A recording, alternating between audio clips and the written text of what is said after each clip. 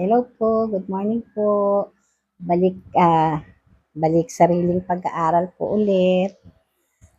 Sinisingit ko po sa busy time ko. Marami po akong mai-share sa inyo, pero aaralin ko po muna para mas maintindihan ko po. Nakita niyo po ito, oh, ganda.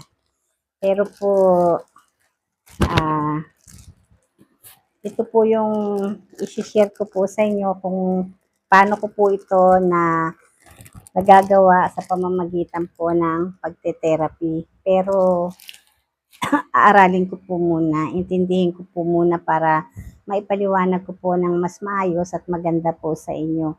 Mas mainam po yung ano, titingnan ko po muna kung paano ko po siyang maiintindihan. Pero ako po, ito po kasi yung mga style ko sa pagte-therapy ko. Abangan niyo po. Aral-aral po muna. Bye-bye po.